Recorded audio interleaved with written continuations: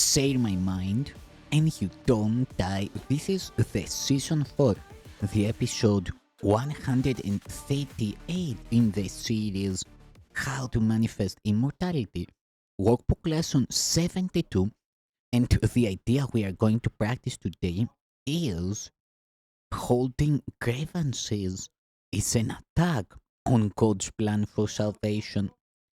Holding grievances is an attack on God's plan for salvation.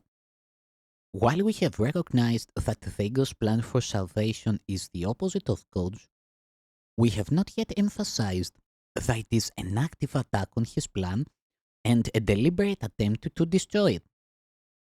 In the attack, God is assigned the attributes which are actually associated with the ego, while the ego appears to take on the attributes of God. The ego's fundamental wish is to replace God. In fact, the ego is the physical embodiment of that wish, for it is that wish that seems to surround the mind with a body, keeping it separate and alone, and unable to reach other minds except through the body that was made to imprison it. The limit on communication cannot be the best means to expand communication. Yet the ego would have you believe that it is. Although the attempt to keep the limitations that a body would impose is obvious here, it is perhaps not so apparent why holding grievances is an attack on God's plan for salvation. But let us consider the kinds of things you are apt to hold grievances for. Are they not always associated with something a body does? A person says something you do not like. He does something that displeases you. He betrays his hostile thoughts in his behavior. You are not dealing here with what the person is. On the contrary, you are exclusively concerned with what he does in a body. You are doing more than failing to help in freeing him from the body's limitations. You are actively trying to hold him to it by confusing it with him and judging them as one. Herein is God attacked, for if his son is only a body, so must he be as well. A creator wholly unlike his creation is inconceivable. If God is a body, what must his plan for salvation be? What could it be but death? In trying to present himself as the author of life and not of death, he is a liar and a deceiver, full of false promises and offering illusions in place of truth. The body's apparent reality makes this view of God quite convincing. In fact, if the body were real, it would be difficult indeed to escape this conclusion. And every grievance that you hold insists that the body is real.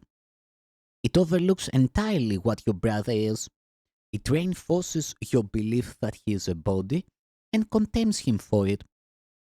And it asserts that his salvation must be death, projecting this attack onto God and holding him responsible for it. To this carefully prepared arena, where angry animals seek for prey and mercy cannot enter, the ego comes to save you. God made you a body. Very well, let us accept this and be glad. As a body, do not let yourself be deprived of what the body offers. Take the little you can get. God gave you nothing. The body is your only savior. It is the death of God and your salvation. This is the universal belief of the world, you see. Some hate the body and try to hurt and humiliate it. Others love the body and try to glorify and exalt it.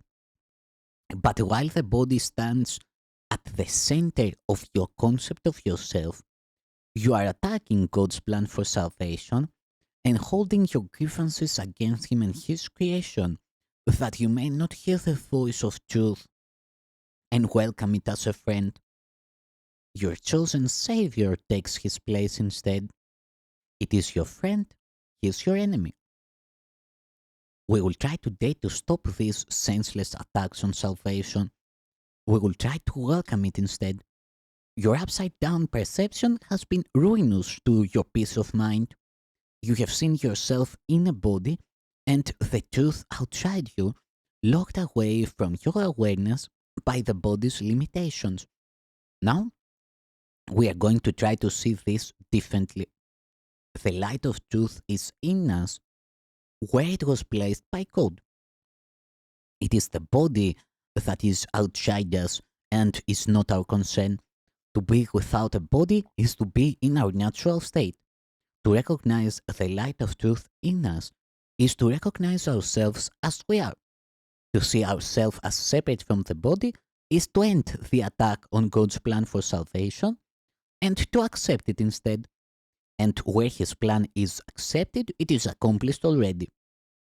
Our goal in the longer practice periods today is to become aware that God's plan for salvation has already been accomplished in us. To achieve this goal, we must replace attack with acceptance. As long as we attack it, we cannot understand what God's plan for us is. We are therefore attacking what we do not recognize. Now, we are going to try to lay judgment aside and ask what God's plan for us is. What is salvation, Father? I do not know. Tell me that I may understand. Then we will wait in quiet for His answer. We have attacked God's plan for salvation without waiting to hear what it is. We have shouted our grievances so loudly that we have not listened to His voice. We have used our grievances to close our eyes and stop our ears. Now we would see and hear and learn. What is salvation, Father?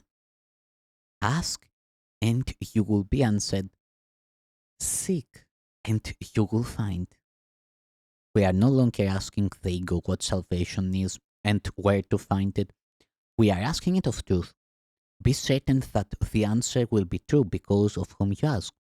Whenever you feel your confidence wane and your hope of success flicker and go out, repeat your question and your request, remembering that you are asking of the infinite creator of infinity who created you like Himself. What is salvation, Father? I do not know. Tell me that I may understand. He will answer. Be determined to hear. One or perhaps two shorter practice periods an hour will be enough for today since they will be somewhat longer than usual. These exercises should begin with this. Holding grievances is an attack on God's plan for salvation. Let me accept it instead. What is salvation, Father?